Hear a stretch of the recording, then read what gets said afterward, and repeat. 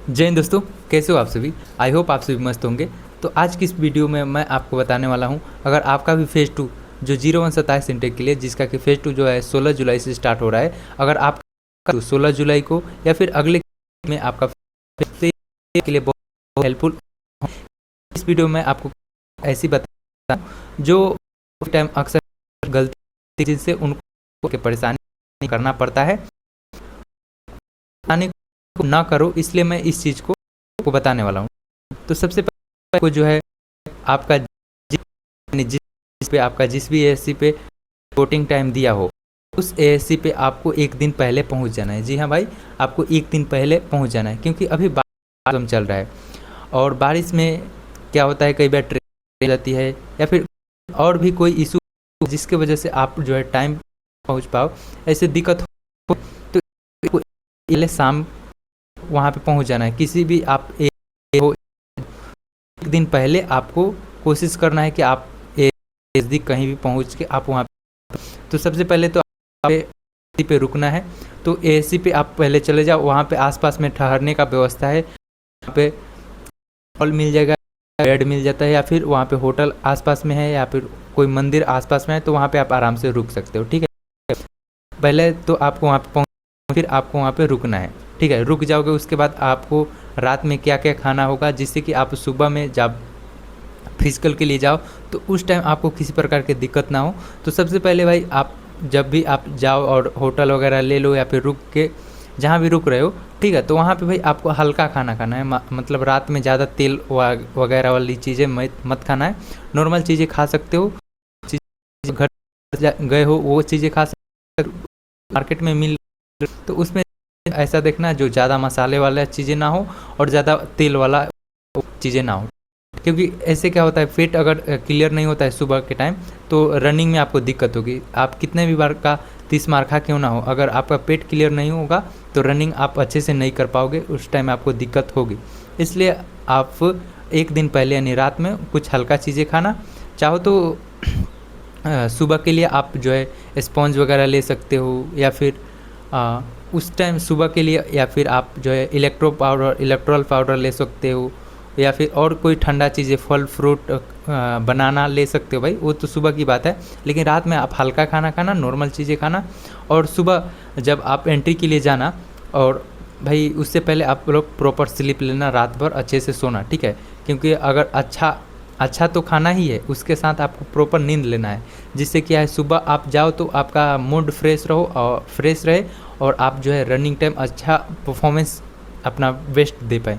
क्योंकि कई बार क्या होता है, जिनका टाइमिंग अच्छा नहीं आता है वो पीछे रह जाते हैं, उनको वो जो है आउट हो जाते हैं, इसलिए उनके लिए भाई हेल्पफुल हो सकती है, इसलिए मैं ये वीडियो बना भी रहा हूँ। ठीक है, तो उनको भाई हल्का खाना खाना है, ज़्यादा ऑयली चीज़ें नहीं खाना है, और प्रॉपर स्लीप लेना है, प्रॉपर अच्छे से सोना है, और सुबह आपको फ्रेश होना है, अच्छे से पेट क्लियर हो जाए। पेट क्लियर करने का एक उपाय है, ये है कि आप अच्छे से जब भी आप वॉशरूम जाना उससे पहले एक या फिर आधा घंटे पहले आप थोड़ा पानी पी लेना।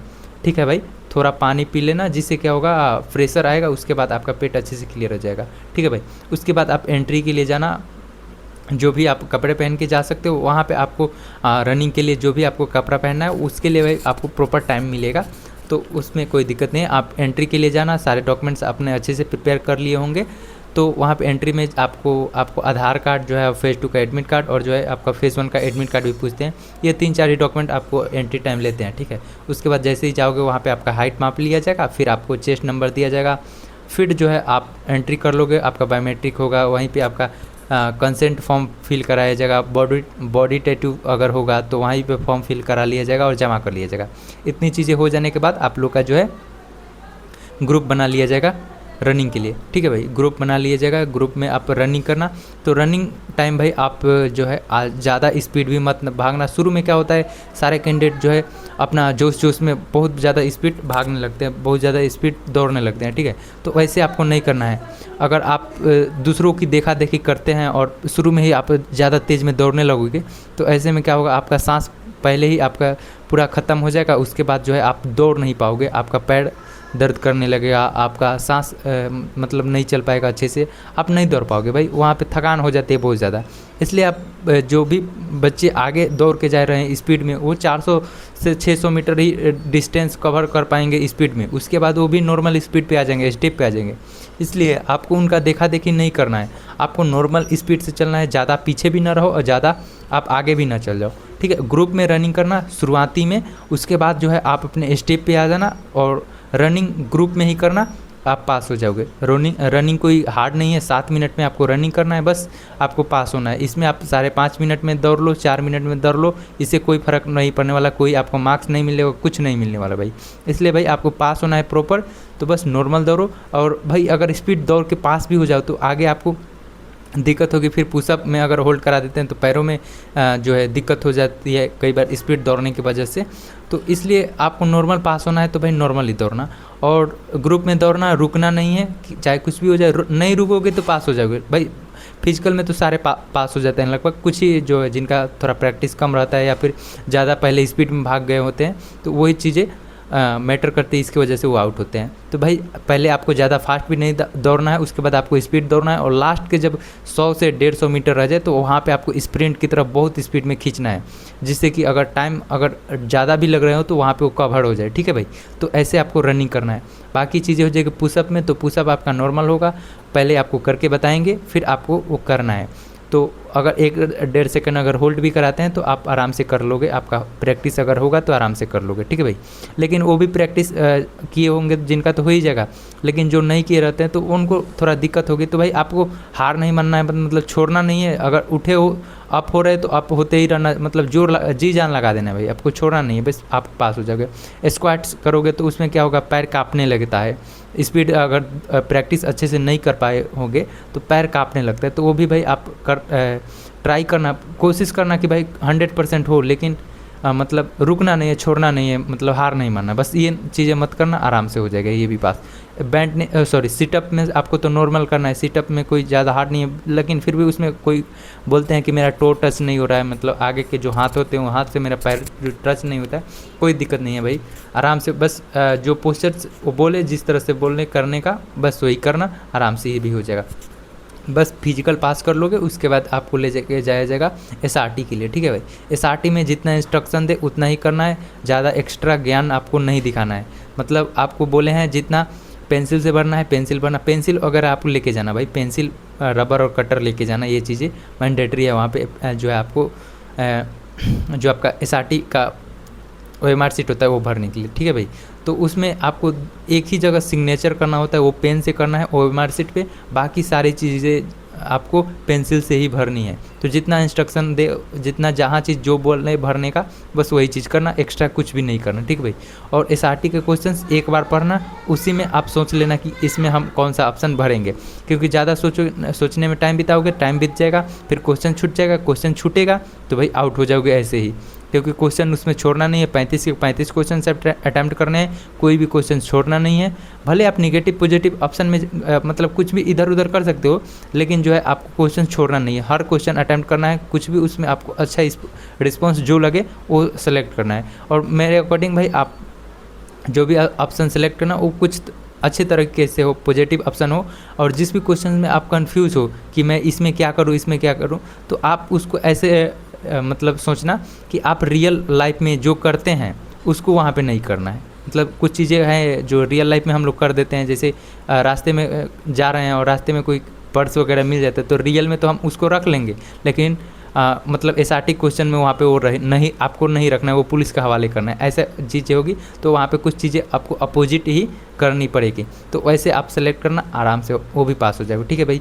SRT पास हो जाएगा, उसके बाद आपको डॉक्यूमेंट्स वगैरह सारी चीज़ें कराएंगे। तो डॉक्यूमेंट्स का अगर आप वीडियो नहीं देखे हो तो भाई डॉक्यूमेंट्स में जो भी चीज़ें लगेगी मैं वीडियो बना दिया हूँ ऑलरेडी, कितना सेट लगता है, कितना प्रिंट लेके जाओगे तो आपका काम हो जाएगा, वो सारी चीज़ें मैं वीडियो बना दिया हूँ। तो वीडियो का लिंक भाई डिस्क्रिप्शन में दे दूँगा, या फिर चैनल पर जाकर देख सकते हैं, ठीक है। तो डॉक्यूमेंट से रिलेटेड सारी चीज़ें आपका क्लियर हो जाएगा, जितना चीज़ें वो डॉक्यूमेंट में बोलेंगे वो सारी चीज़ें करना, डॉक्यूमेंट का भी आपका काम हो जाएगा। अगर कोई डॉक्यूमेंट नहीं भी रहेगा तो आपको CSV मिलेगा, CSV क्लियर हो जाता है, तो इसका भी आपको टेंशन नहीं लेना है, ठीक है भाई। ये डॉक्यूमेंट हो जाएगा। उसके बाद आती है मेन आपको GD से रिलेटेड, कि GD में क्या होगा, मुझे टॉपिक्स नहीं आएंगे तो, और टॉपिक्स के बारे में नहीं बोल पाया तो क्या होगा। तो तो देखो भाई जीडी में आपको पहले 5 से 7 मिनट तक लगभग आपको ऑडियो सुनाएंगे। ऑडियो से कुछ भी तो लिख पाओगे भाई, कुछ तो ज़रूर लिख पाओगे, जो लिख पाओ उतना लिख लेना रफ शीट में। रफ शीट आपके पास ही रहेगा। उसके बाद आपको फेयर शीट के लिए 10 मिनट मिलेगा। 10 मिनट में आपको फेयर शीट लिखना है। फेयर शीट से रिलेटेड मैंने आज ही एक वीडियो डाला है कि कैसे आपको फेयर शीट लिखना है, उस वीडियो को देख लो। उसमें जो मैंने बताया कि पॉइंट वाइज वाला वही भाई आप ऑप्शन सेलेक्ट करना, मतलब उसी तरह से आप लिखना। उससे क्या होगा, कम टाइम में आप अच्छे से चीज़ों को लिख पाओगे, ठीक है। उसके बाद 5 मिनट के अंदर ये लिख लेना। 5 मिनट में आपको पढ़ना है, 2-3 बार पढ़ लो। और उसमें से चाहो अगर फेयर शीट से ही कुछ चीज़ें, जिससे कि अगर आपको बोलने में दिक्कत हो तो रफ शीट में भी लिख लेना। क्या होगा इससे कि अगर फेयर शीट ले लेते हैं, फेयर शीट तो जमा ही होगा, 100% जमा होगा, लेकिन रफ शीट कई ऐसी पे रहने देते हैं। तो क्या होता है, अगर रफ शीट आपके पास रहता है तो उससे आपको सेंटेंस बोलने में भी हेल्पफुल मतलब आपको हो सकता है, थोड़ा बहुत आपको उससे हेल्प मिल जाएगा। तो इसलिए आप वहाँ से वो देख लेना, ठीक है भाई। तो इसलिए आप 5 मिनट में अपना फेयर शीट लिखना, 2-3 बार उसको पढ़ लेना। और अगर ऐसा लगे कि मैं नहीं बोल पाऊँगा तो भाई फेयर शीट में जो लिखे उसी का 2-3 पॉइंट चाहो तो आप रफ शीट में लिख लेना। फेयर शीट तो जमा हो जाएगा, रफ शीट आपके पास रहेगा, तो उसमें बोलते हैं कि हिंट के लिए आप इसको देख सकते हो। फिर 1 मिनट नरेशन होगा, तो 1 मिनट नरेशन में पहले आपको इंट्रोडक्शन बोलना है। फिर आपको जो है अपना इंट्रोडक्शन में वो भी कुछ गाइडेंस देते हैं कि ये चीज़ बोलना है, ये चीज़ नहीं बोलना है। तो वो चीज़ आप वहाँ पे इंस्ट्रक्शन जो बोले उतना ध्यान में रखना है और ज़्यादा इधर उधर की चीज़ें मत करना, ठीक है। बस इतना ही होगा। उसके बाद बस 1 मिनट नरेशन होगा। पहले आपको अगर इंट्रो देने के बोलते हैं तो इंट्रो बोलना, उसके बाद प्लस में अपना जेडी टॉपिक्स जो है उसके बारे में बोलना, ठीक है। सब 15 बंदों का जो ग्रुप रहेगा ये बोल लेगा। उसके बाद जो है आप लोग का ओपन डिस्कशन चालू होगा। 10 से 15 मिनट डिस्कशन चलेगा। कई बार तो डिस्कशन बहुत लंबा चल जाता है। रीज़न ये होता है कि किसी कैंडिडेट को बोलने का मौका ही नहीं देते हैं। कोई ज़्यादा तिस्मरखा बनने लगता है और वो बार बार बोले ही जा रहा है। तो ऐसे में जो कैंडिडेट नहीं बोल पाते हैं, उनको बोलने का मौका नहीं मिलता है, तो उनको बोलने के लिए भाई वो सारे जो जितने बोलते हैं उनको चुप करा के जो नहीं बोला रहता है उसको बोलने के लिए प्रेरित करते हैं, उनको मोटिवेट करते हैं। तो अगर नहीं बोल पाओ आप तो आप कोशिश करना बोलने का। अगर नहीं मौका मिलता है तो वो तो इंस्ट्रक्शन आपको मौका देगा ही, ठीक है। अगर बोलते बोलते आप रुक जाओ, अगर बीच में बोलते टाइम आपको मतलब लगे कि अब इंग्लिश में नहीं कंटिन्यू हो पा रहे तो हिंदी में भी बोल सकते हो, वहाँ पे आपको अलाउ करेंगे, ठीक है भाई। तो इतना चीज़ें आप हो जाएगा। जीडी में आपको पार्टिसिपेट करना है, चुप मत रहना है, बस जो भी आपको मन में है वो बोल देना। अगर ऐसा हुआ कि आपको टॉपिक नहीं आ रहे हो तो आपसे पहले जो भी कोई बंदा बोल रहा होगा, कोई तो उसमें होगा जो ज़्यादा उसके बारे में बोल रहा हो, तो उसी का पॉइंट ले लेना और 1-2 बंदे बोल दे उसके बाद, तो उसी का इधर उधर थोड़ा घुमा फिरा के टूटी फूटी इधर उधर चेंज करके आप बोल देना। इससे क्या होगा, आप बोल रहे हो, चीज़ों को समझ रहे हो, ये चीज़ें सामने वाले को लगेगा बंदा को। इसलिए ये भी चीज़ें कर सकते हो। नहीं कुछ बोलने से अच्छा ये तो होगा कि कुछ बोल दिए, ये चीज़ हो जाएगा। उसके बाद आप लोग का रिजल्ट वगैरह वो शाम तक आएगा। उसके बाद मेडिकल स्लिप मिल जाएगा। जिनको नहीं डॉक्यूमेंट से रिलेटेड होगा तो उनका CSB का चीज़ें मिलता है, ठीक है भाई। तो वो पेपर वगैरह देते हैं। उसके बाद आप लोग का मेडिकल कब और किस जगह है और कितना बजे रिपोर्ट करना है वो सारी चीज़ें बता देंगे। तो मेडिकल का स्लिप देते हैं तो उसमें का नीचे का जो स्लिप होता है वो काट के वो रख लेते हैं, फ़ोटो वगैरह आपको चिपकाने के लिए बोलेंगे, वो चीज़ें वहाँ पे कर देंगे और उसका ऊपर वाला हिस्सा आपको देते हैं, ठीक है। और जिस भी डेट को आपका मेडिकल होगा वो आपको बता देंगे कि इस डेट पे और इस जगह पे इतना बजे आपको रिपोर्टिंग के लिए पहुँच जाना है। मेडिकल का डेट चेंज नहीं होगा। सारी चीज़ें गाइडेंस देते हैं कि किस तरह आपको मेडिकल के लिए आना है, ठीक है भाई। तो ये चीज़ें होगा। बीच में आपको खाने के लिए 2 बार आपको बोलेंगे। एक बार जब फिजिकल वगैरह पास हो जाओ उसके बाद आपको नाश्ता के लिए बोलेंगे, और एक जब डॉक्यूमेंट वेरिफिकेशन करा रहे होगे SRT के बाद, GD से पहले, GD और SRT के बीच में ही मतलब आपको खाने के लिए मतलब लंच टाइम के लिए बोलेंगे। तो उस टाइम वहाँ पे कैंटीन रहता है, व्यवस्था तो ठीक रहता है, लेकिन खाने का जो सुविधा होता है वो भाई अच्छा नहीं रहता है कई जगह। इसलिए अगर आप जा रहे हो तो कुछ खाने का बाहर से ही लेके जाना, चाहे होगा फ्रूट हो गया या फिर और भी चीज़ें बनाना वगैरह, जो भी चीज़ें आप लेके जा सकते हो लेके जाना। आपके साथ बैग रहेगा, फ़ोन आपका स्विच ऑफ रहेगा, ठीक है भाई, लेकिन बैग आपके साथ ही रहेगा तो आराम से निकाल के खा सकते हो। लंच के लिए बोले जब उस टाइम या फिर ब्रेकफास्ट के लिए बोले उस टाइम, तो आप ये चीज़ें करना, सारी चीज़ें हो जाएगी। रनिंग में आपको ध्यान रखना है, ज़्यादा स्पीड में शुरू में मत भागना, नॉर्मल भागना, स्टेप पे भागना, और जब लास्ट के टाइम लास्ट के जब आपको दिखे कि फिनिशिंग लाइन वहाँ पे है तो वहाँ पे थोड़ा आपको खींच लेना है, ठीक है भाई, कि टाइम मैनेज हो जाए। ये चीज़ होगा। एसआरटी में बता ही दिया कि आपको पॉजिटिव ऑप्शन सेलेक्ट करने हैं, और जो क्वेश्चन में आप अटक रहे हो कि ये करें या ना करें, तो उसमें आप रियल लाइफ से कंपेयर करना कि रियल लाइफ में हम रहते तो ये करते हैं, तो एसआरटी में ये नहीं करना है, बस उल्टा सोचना वहाँ पे, ये भी चीज़ें हो जाएगी।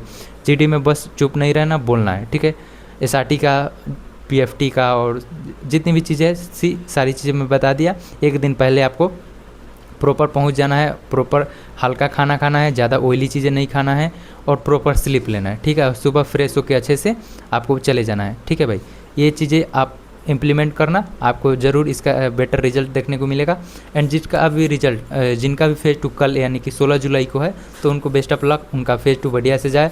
और फेज़ 2 के बाद आप लोग का मेडिकल जो है जहाँ भी दे और जैसे भी दे, उसके लिए मैं बताने वाला हूँ कि आपको मेडिकल में क्या क्या पॉइंट चेक होंगे, और वहाँ पे मेडिकल में कोई पॉइंट आपको इशू है तो आपको कैसे कराना है, ठीक, कैसे करा सकते हो। और अभी से आपके पास टाइम है तो कुछ दिनों में आप उसका इलाज क्या कर सकते हो, वो चीज़ें मैं आपको बता दूंगा, ठीक है भाई।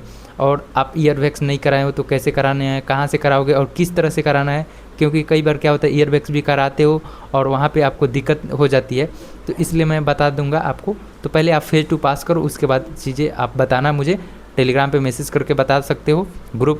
टेलीग्राम ग्रुप का लिंक भाई डिस्क्रिप्शन में, वो ज्वाइन कर लो, या फिर मुझे पर्सनली मैसेज करते हो, ग्रुप में मैसेज करो, वहाँ से भाई पर्सनली कर सकते हो, ठीक है। तो भाई जाओ आप लोग अच्छे से, बेस्ट ऑफ लक, आप सभी का फेज़ 2 बढ़िया जाए और आप लोग आगे के लिए सेलेक्ट हो, ठीक है भाई। जय हिंद दोस्तों।